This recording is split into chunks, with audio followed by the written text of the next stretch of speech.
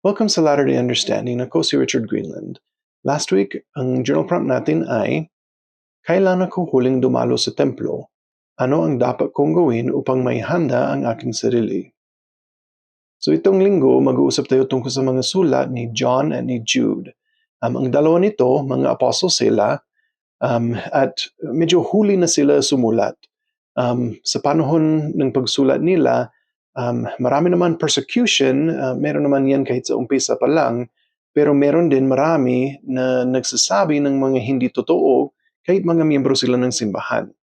Parang gusto nilang mawala ang mga tao sa simbahan sa landas.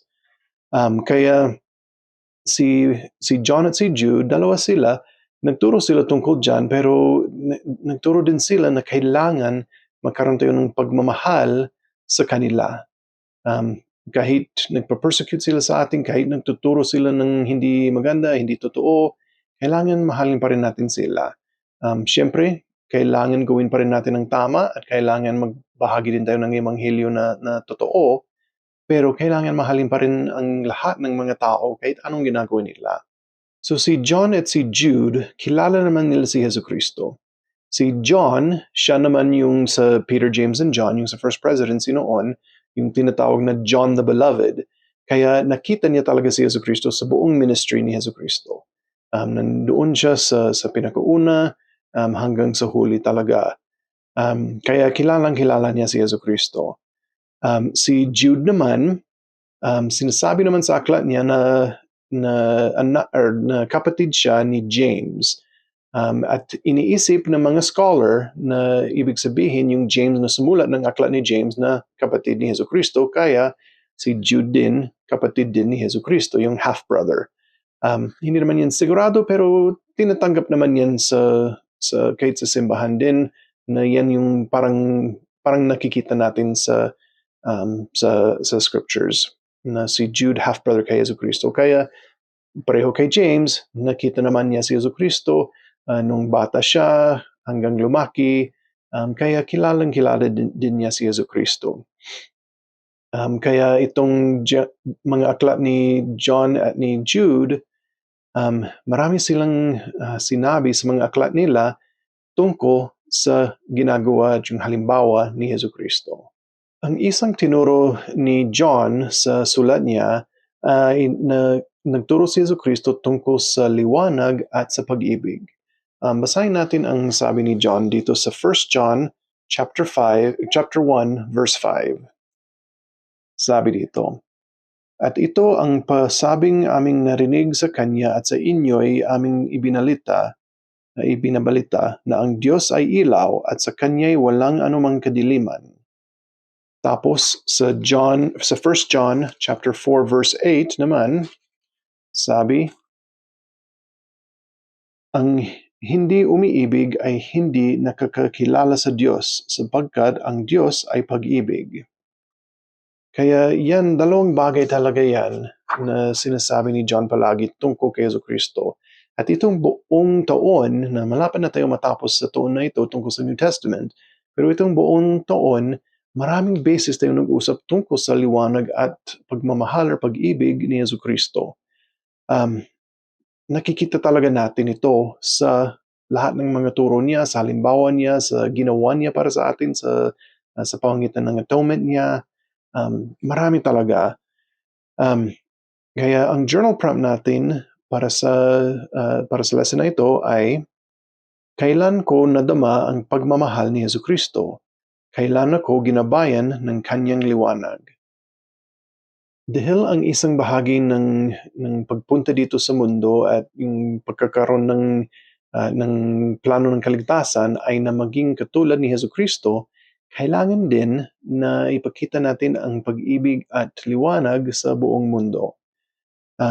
Basahin natin ang 1 John chapter 4 verses 20 hanggang 21. Sabi dito, "Kung sinasabi ng sinuman ako'y umiibig sa Diyos at napupuot sa kanyang kapatid, ay sinungaling, sapagkat ang hindi umiibig sa kanyang kapatid na kanyang nakita, ay paanong makaiibig siya sa Diyos na hindi niya nakita? At ang utos na itong mula sa kanya ay nasa atin, na ang umiibig sa Diyos ay dapat umibig sa kanyang kapatid. Kaya yan, tama yan talaga.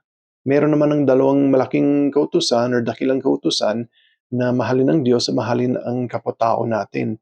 Pero sinasabi din ni John dito na kung hindi natin minamahal ang mga kapatid natin, paano natin masabi na mahal din natin ang Diyos? Kaya kailangan ipakita ang pagmamahal natin sa Diyos sa pamamagitan ng pagmamahal sa kapwa-tao natin. Kuminsan, siguro, natatakot tayo na magpakita ng pagmamahal sa mga tao. Siguro hindi natin alam kung anong maging reaction nila, kung anong gawin nila, or kung anong isipin nila, or kung anong isipin ng iba kung magpakita tayo ng pagmamahal sa kapwa-tao natin.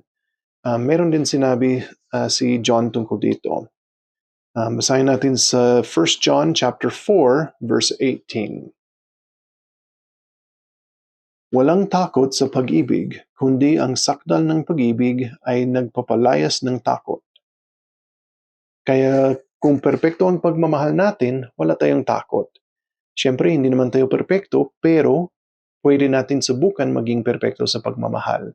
Habang ginagawa natin yan, habang sinusubukan natin maging perpekto sa pagmamahal, gawin natin ang kaya natin. Subukan natin na huwag tayong matakot sa mundo, huwag tayong matakot sa kahit sino, basta magmahal tayo. Kaya magiging mas matapang tayo kung mas lalo natin minamahal ang mga tao, mga kapwa-tao natin. Kaya sikapin natin yung gawin. Ang isa sa pinakamagandang paraan para ipakita ang liwanag ni Kristo sa buong mundo ay sa pamamagitan ng paggawa ng mga bagay na gagawin ni Jesucristo kung nandito siya sa mundo. Kung gagawin natin yan, makikita ng mga ibang tao ang ginagawa natin, magugustuhan nila malaman kung bakit natin yan ginagawa at mailapit natin sila kay Jesucristo. Basahin natin ang 1 John chapter 1 verses 6 hanggang 7.